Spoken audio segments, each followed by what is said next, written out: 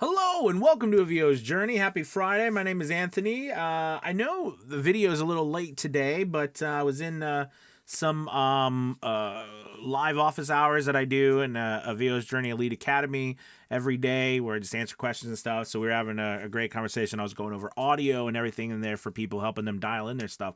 And I wanted to come on and do a quick video today and chat about the importance of understanding your audio and the difference that it makes, the night and day difference that it makes, especially for people who are in that early stage. You know, yesterday we were talking about websites, especially for people who are in that later stage. Today I want to talk about people who are in that earlier stage of audio, and maybe you're even in a, you've been in it for a couple years and you're still struggling getting moving, or you're just getting started. Your audio is at the heart of all of this, parallel with your acting, all right, your voice acting, when it comes to producing a product that people are going to feel comfortable paying you money and hopefully a lot of money for.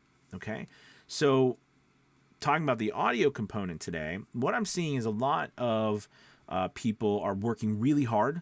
They're doing everything they can, but we're still struggling with understanding, all right, simple things in audio.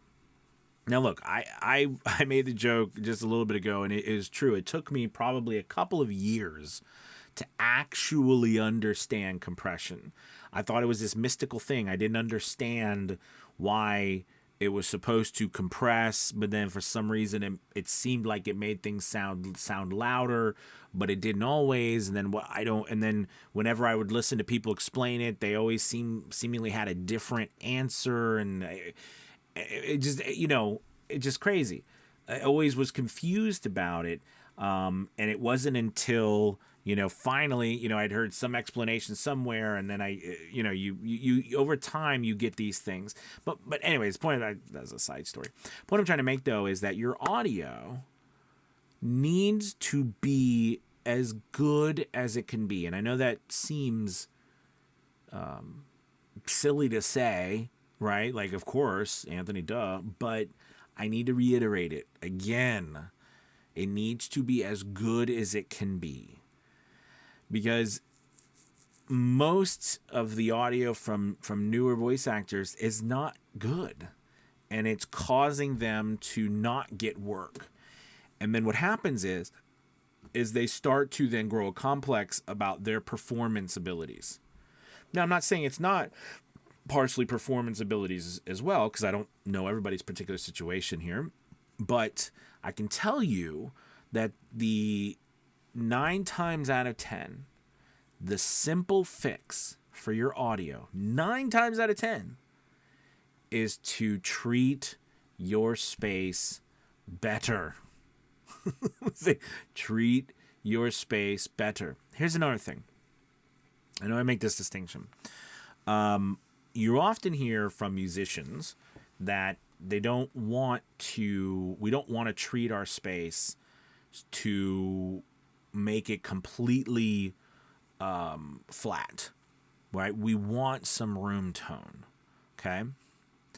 For musicians, I couldn't agree more with them.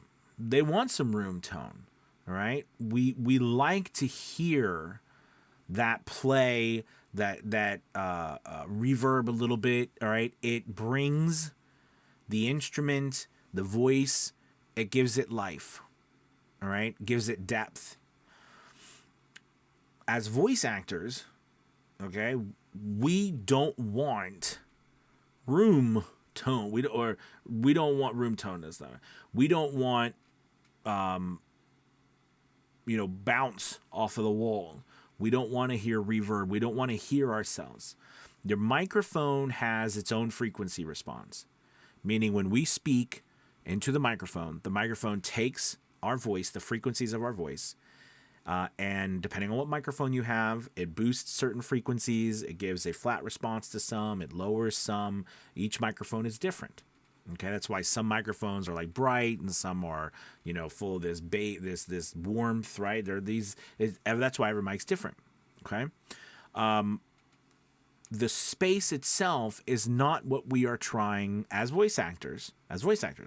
We're not trying to get something from our space. What we want our space to do is to completely not give us bounce off the walls, not give us any unwanted frequency reflections.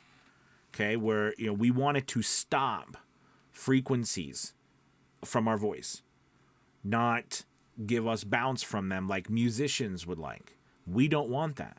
So that means, logically, to the next step, you want to treat the HE double hockey sticks out of your space. Okay? More is better. So hopefully, kind of put to bed the idea that we don't want we don't want to treat our space too much. I've heard this. I just disagree.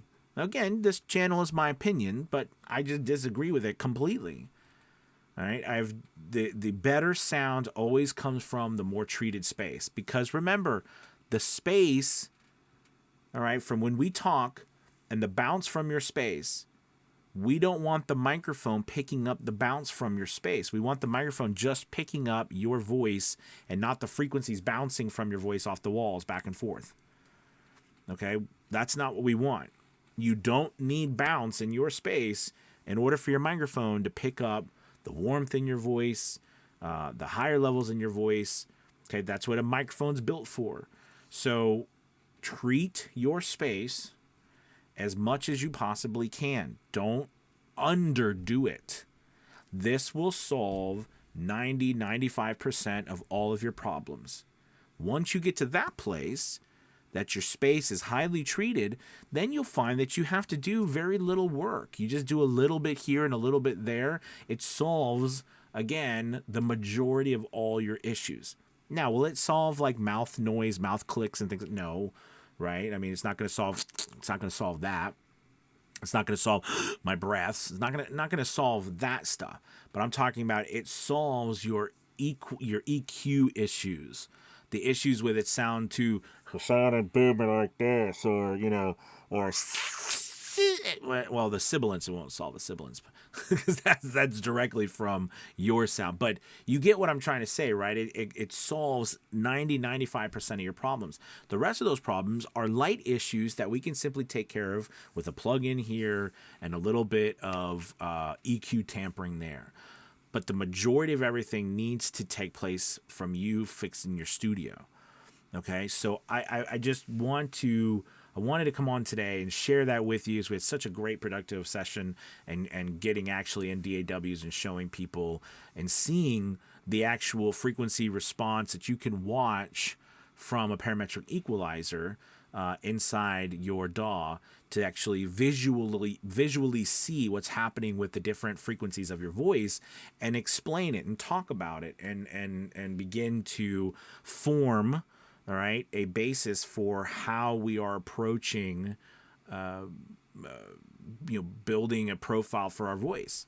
Okay, so anyways, I hope you were just like because it can get overwhelming.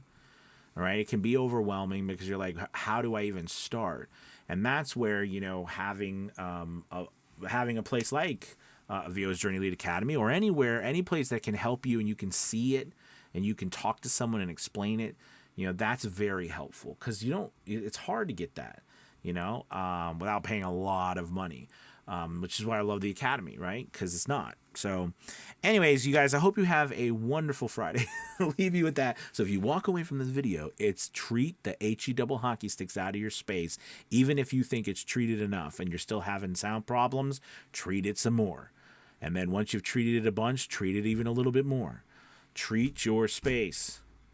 All right. I live by the adage 4 to 6 inches thick of material all the way around you. Carpet. Make sure you have carpet.